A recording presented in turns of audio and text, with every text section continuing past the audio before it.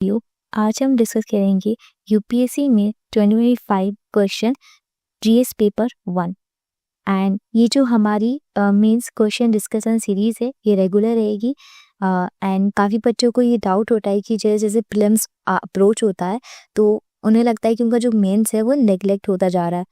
But अगर आप इस सीरीज़ को फॉलो करेंगे तो जब आप मेंस को अप्रोच करेंगे मेंस की प्रिपरेशन को तो आपको एक आइडिया लग जाएगा कि कैसे आपको मेंस क्वेश्चन से डील करना है। तो चलिए अब हम स्टार्ट करते हैं। First question, discuss the salient features of Harappan architecture. सबसे पहले आप ये समझिए कि जब भी आप मेंस का आंसर लिखते हैं तो आप 3 चीज़ों को अपने पीस माइंड में रखिए। फर्स्ट आपको इंट्रो, तो इंट्रो में आप डेटा फैक्ट्स लिख सकते हैं एंड देन आप कोई डेफिनेशन जो भी आपका अगर आपसे पूछा है तो आप उसको डिफाइन कर सकते हैं जिस चीज़ के बारे में आपसे पूछा गया है, या उसके कुछ आप उसके लिए बेसिक इन्फॉर्मेशन आप उसके बारे में दे सकते हैं। Then second is body.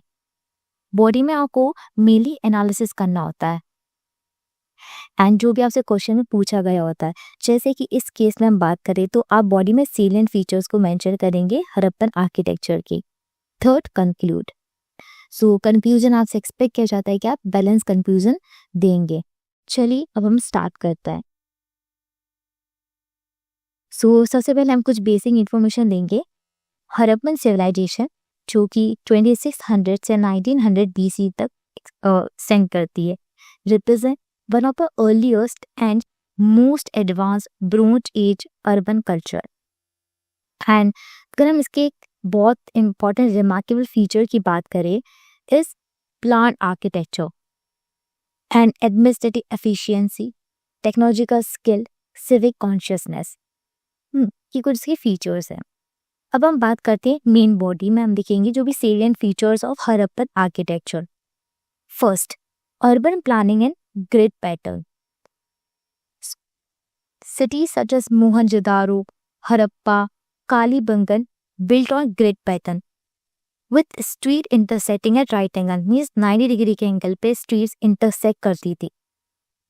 And जो ये जो टाउन्स होते थे वहाँ पर जो सिटीज़ होती थी वो बेसिकली 2 टाउन्स में डिवाइडेड होती थी।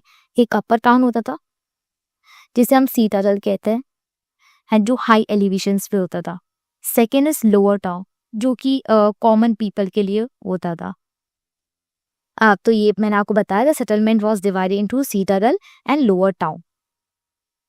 सेकेंड, एडवांस ड्रेनेज, तो ड्रेनेज भी बहुत एडवांस लेवल पे था।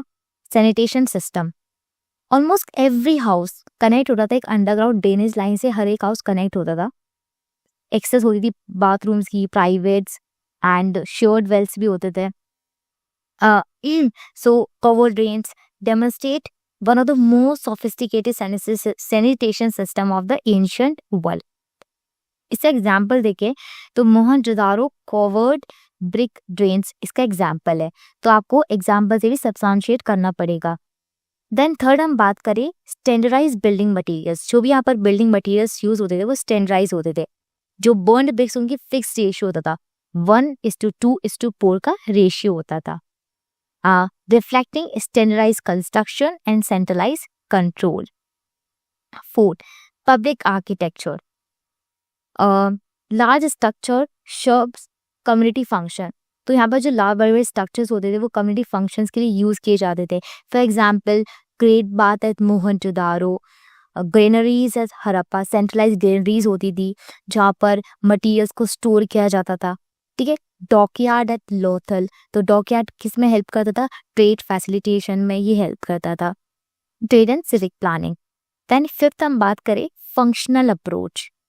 अनलाइक मेसोपोटामिया और Egypt, Harappan architecture lack grand palaces और टेम्पल्स। तो हड़प्पन आर्किटेक्चर में आपको ऐसे ग्रैंड टाइप के पैलेसेस या टेम्पल्स नहीं दिखते जिस तरह के हमें मेसोपोटामिया या इजिप्ट में दिखते हैं। Suggesting an egalitarian social structure, prioritizing functionality over ornamentation, means वहाँ पर ऐसे ornamentation में था फोकस नहीं था, functionality इस पे यूजेस क्या उस पर ज़्यादा फोकस था, एंड कि हमें एक egalitarian social structure बताती है। चलिए, तो बेसिकली आप इस डायग्राम को यूज कर सकते हैं। क्वेश्चन आता है तो आप प्लीज उसको बना सकते हैं सिंपल फॉर्मेट में। Town planning and town planning in Indus valley civilisation. तो मैंने आपको बताया हाउस ऑफ कॉमन पीपल, तो आप इसको लोअर टाउन बोल सकते हैं। Then citadel on race platform, थोड़े एलिवेटेड होते थे, इसको आप अपर टाउन बोल सकते हैं। जैसे कि यहाँ पर पब्लिक बिल्डिंग्स होती थी, मार्केट्स एंड वर्कशॉप्स जो भी हैं। देन ग्रिड पैटर्न को फॉलो किया जाता था, ठीक है, स्ट्रीट इंटरसेक्ट करती थी राइट एंगल्स पर, ठीक है। आपको देखा ना कितना सिस्टमैटिक तरीके से बिल्कुल एकदम कंस्ट्रक्शन होती थी उस टाइम पे। ड्रेनेज सिस्टम भी काफ़ी एडवांस था। देन गेटवेज होते थे, सिटी वॉल्स होती जो कि डिवाइड करती थी एरियाज को। देन कंक्लूजन पे हम चलते हैं। Harappan architecture embody advance town planning, sanitation, engineering. काफ़ी रिमार्केबल अर्बन सेटलमेंट्स हमें विजिबल होती है। It's pragmatic design remain relevant to modern urban planning. आज के समय भी ये बहुत ज़्यादा रेलेवेंट है, क्योंकि आज भी हम कुछ इस तरीके का ही हम कुछ यूज़ करते हैं। And reflect a highly organised and civic minded society. So I hope you understand. Thank you, have a nice